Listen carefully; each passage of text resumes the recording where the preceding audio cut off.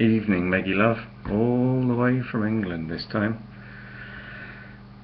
So, tonight's chapter, the polyjuice potion. So if you remember, in the last chapter, Harry was being hauled up. There was another attack, and the Hufflepuffs were really worried that he was going to attack Justin Finch-Fletchley, the person that the snake attacked. And Harry thought that was nonsense. He went to the library to apologise and just to tell Justin that he was telling the snake to go away. And then when he was on his way back from the library to the Gryffindor Tower, there was Justin Finch-Fletchley, petrified, frozen. And when we left the last chapter, Professor McGonagall said, "It's out of my hands, Potter," and she was taking him to see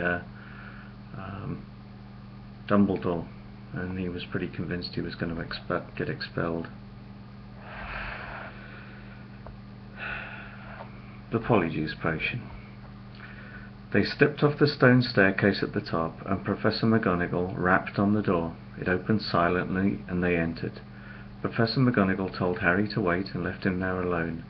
Harry looked around, and one thing was certain. Of all the teachers' offices Harry had visited so far this year, Dumbledore's was by far the most interesting. If he hadn't been scared out of his wits that he was about to be thrown out of school, he would have been very pleased to have a chance to look around it. It was a large and beautiful circular room, full of funny little noises. A number of curious silver instruments stood on spindly legs, whirring and emitting little puffs of smoke. The walls were covered with portraits of old headmasters and headmistresses, all of whom were snoozing gently in their frames. There was also an enormous claw-footed desk, and sitting on a shelf behind it, a shabby, tattered wizard's hat, the sorting hat. Harry hesitated. He cast a wary eye around the sleeping witches and wizards on the walls. Surely it couldn't hurt if he took the hat down and tried it on again, just to make sure it had put him in the right house. He walked quietly round the desk, lifted the hat from its shelf and lowered it slowly onto its head. It was much too large and slipped down over his eyes, just as it had done the last time he'd put it on. Harry stared at the black inside of the hat, waiting. Then a small voice said in his ear, "Bee in your bonnet, Potter?" Yes," Harry muttered. Sorry to bother you. I wanted to ask." "You've been wondering whether I put you in the right house," said the hat smartly. "Yes, you were particularly difficult to place. But I stand by what I said before." Harry's heart leapt. "You would have done well in Slytherin." Harry's stomach plummeted. He grabbed the point of the hat and pulled it off. It hung limply in his hand, grubby and faded. Harry pushed it back onto the shelf, feeling sick. "You're wrong," he said aloud to the still and silent hat. It didn't move. Harry backed away, watching it. Then a strange gagging noise behind him made him wheel around. He wasn't alone, after all. Standing on a golden perch behind the door was a decrepit-looking bird that resembled a half-plucked turkey. So it's got half its feathers missing. Harry stared at it, and the bird looked balefully back, making its gagging noise again. Harry thought it looked very ill. Its eyes were dull, and even as Harry watched, a couple more feathers fell out of its tail. Harry was just thinking that all he needed was for Dumbledore's pet bird to die while he was alone in the office with it, when the bird burst into flames. "I know what it is, I know what it is." Harry yelled in shock and backed away onto the desk. He looked feverishly around in case there was a glass of water somewhere, but couldn't see one. The bird, meanwhile, had become a fireball. It gave one loud shriek, and the next second there was nothing but a smouldering pile of ash on the floor. The office door opened. Dumbledore came in, looking very sombre. "Professor," Harry gasped, "your bird. I couldn't do anything. He just caught fire." To Harry's astonishment, Dumbledore smiled. "About time too," he said. "He's been looking dreadful for days. I've been telling him to get a move on." He chuckled at the stunned look on Harry's face. "Fawkes is a phoenix, Harry.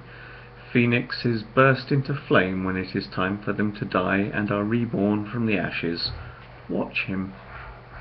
Harry looked down to see a tiny, wrinkled, newborn bird poke its head out of the ashes. It was quite as ugly as the old one. "It's a shame you had to see him on a burning day," said Dumbledore. "He's really very handsome most of the time. Wonderful golden red plumage. Fascinating creatures, phoenixes. They can carry immensely heavy loads. Their tears have healing powers, and they make highly faithful pets." In the shock of Fawkes' catching fire, Harry had forgotten what he was there for, but it all came back to him as Dumbledore settled himself in the high chair behind the desk and fixed Harry with his penetrating light blue stare. Before Dumbledore could speak another word, however, the door flew open with an almighty bang and Hagrid burst in, wild eyes, his balaclava perched on top of his shaggy black head and the dead rooster still swinging from his hand. "It wasn't Harry, Professor Dumbledore," said Hagrid urgently. "I was talking to him seconds before that kid was found. He never had time, sir." Dumbledore tried to say something, but Hagrid went ranting on, waving the rooster around, dead chicken whirling around his head, in agitation, sending feathers flying everywhere. "It can't have been him. I swear it in front of the Ministry of Magic if I have to. Hagrid, You've got the wrong boy, sir. I know Harry never—" "Hagrid!" Dumbledore said loudly. "I do not think that Harry attacked those people." "Oh," said Hagrid, the rooster falling limply at his side. "Right, I'll wait outside then, Headmaster." And he stomped out looking embarrassed. "You don't think it was me, Professor?" Harry repeated, hopefully, as Dumbledore brushed rooster feathers off his back. "No, Harry, I don't," said Dumbledore. His face was sombre again. "But I still want to talk to you." Harry waited nervously while Dumbledore considered him, the tips of his fingers together.